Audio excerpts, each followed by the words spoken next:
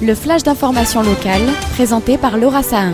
Bonjour à tous et bienvenue dans votre flash d'information sur Radio JM. Nous sommes le mercredi 29 mai et voici les titres de votre édition.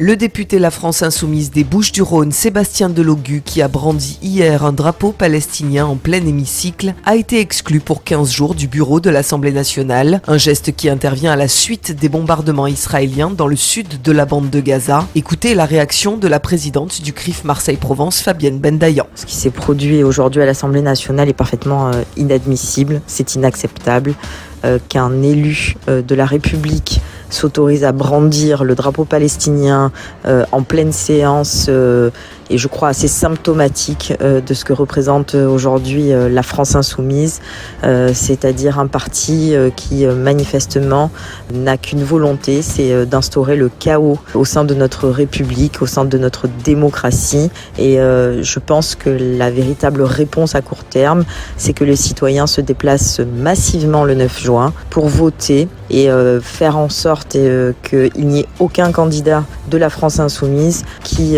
puisse bénéficier d'un siège dans le cadre de ces élections européennes. Et puis sachez que ce geste a été salué par l'adjoint au maire de la ville de Marseille, Sébastien Barle, qui était présent hier en fin de journée devant le palais de justice.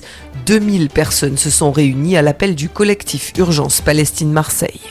Organisez-vous demain car les agents des cantines de la ville de Marseille sont appelés à la grève. Les syndicats demandent une amélioration des conditions de travail et la prise en charge de la pénibilité. Une manifestation est prévue demain à 9h30 devant l'hôtel de ville. 91 établissements scolaires devraient être impactés. À l'approche de la saison estivale, les gestionnaires de milieux naturels et aquatiques en région lancent un appel pour garantir une juste part d'eau à la nature. Cet appel est soutenu par la région Sud et l'État. Écoutez les précisions d'Anne-Claudius Petit, présidente de l'ARB, l'Agence régionale de la biodiversité et de l'environnement, qui s'est exprimée au micro de Magali Barthès. Cet appel a été lancé à l'occasion de la Journée internationale de la biodiversité le 22 mai dernier. L'idée principale à retenir, c'est que la nature est souvent considérée comme un usager de l'eau parmi d'autres, alors qu'elle en est la source. Elle se retrouve alors en concurrence avec l'agriculture, l'industrie ou le tourisme par exemple. L'alerte des gestionnaires de milieux naturels et aquatiques de la région Provence-Alpes-Côte d'Azur porte en fait sur l'accélération de la dégradation de ces milieux, liée au manque d'eau, en plus des autres pressions qui pèsent sur eux. Cette alerte elle est accompagnée de propositions car des solutions existent et des projets innovants sont menés, pas seulement avec de la technologie, des progrès, mais aussi avec des solutions fondées sur la nature. Et surtout, le message que nous voulons porter, c'est qu'ensemble, nous pouvons garantir sa juste part d'eau à la nature. Comme chaque mercredi, Amy Chiolard vous propose d'aller au cinéma voir le film qu'il ne faut pas rater cette semaine. C'est un documentaire que nous vous proposons cette semaine, 3945, Elles n'ont rien oublié, de Robin et Germain Aguès. Ce documentaire retrace le parcours de 4 Françaises durant la Seconde Guerre mondiale. Aujourd'hui âgées de 90 ans et plus, elles nous racontent avec force, détail et une incroyable dignité comment elles ont vécu de 1939 jusqu'à la libération et nous livrent des témoignages intimes où leurs propres histoires se mêlent à la grande. 4 destins de femmes, résistantes, rescapées des camps, filles de conservateurs de musées et filles de soldats qui ont traversé la guerre avec courage et abnégation, toutes fermement résolues à survivre pour que leur mémoire ne s'efface jamais.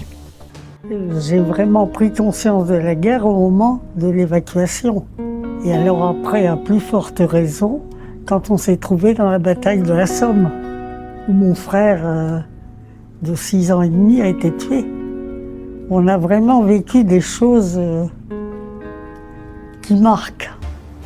En tennis, 4e jour du Grand Chelem parisien, retour sur la journée d'hier avec l'élimination de nombreux Français. Analyse de notre journaliste sportif Jordan Toiti. Fin de carrière pour la Française Alizé Cornet. Battue par la 7e mondiale Qin Wenzhang 6-2, 6-1, elle aura joué son dernier match hier sur la terre battue parisienne. Des adieux très émouvants. Ça fait 6 semaines que je me prépare pour ce moment, mais je crois qu'on n'est jamais prêt quand le moment est venu de faire ses adieux. C'est une sacrée page qui se tourne, une page de 20 ans de tennis professionnel, mais en fait plutôt de 30 ans, puisque j'ai commencé le tennis à 4 ans, et donc je vais devoir laisser tout ça derrière moi et entamer un deuxième chapitre de ma vie. Mais là, l'émotion me submerge parce que je vois en fait le chemin parcouru. Et puis voilà, comme le disait quelqu'un qui comptait énormément pour moi, merci la vie. Sur les autres terrains, pas de miracle pour les Français. Le numéro 1 Novak Djokovic se qualifie au second tour face à Pierre Hugerbert 6-4, 7-6, 6-4 et Arthur Cazot s'incline en 4-7, 3-6, 6-2, 6-1, 6-4 contre Thomas Etcheverry.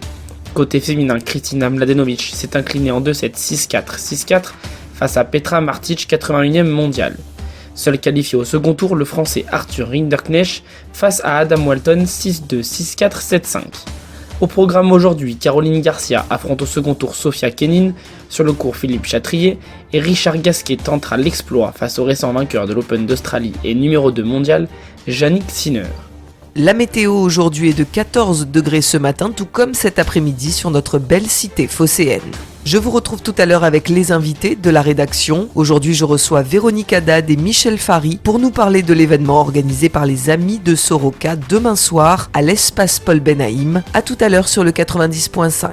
Et puis, tout de suite après ce journal, c'est l'instant mag de Magali Barthès. La programmation 2024-2025 des théâtres est désormais connue. Le Grand Théâtre de Provence, le Théâtre du Jeu de Paume, le Théâtre des Bernardines et le Théâtre du Gymnase Hors-les-Murs accueilleront de nombreux spectacles et pour en parler, Magali Barthès reçoit Dominique Bluzet, directeur des théâtres. A tout de suite sur Radio JM et très belle journée à tous.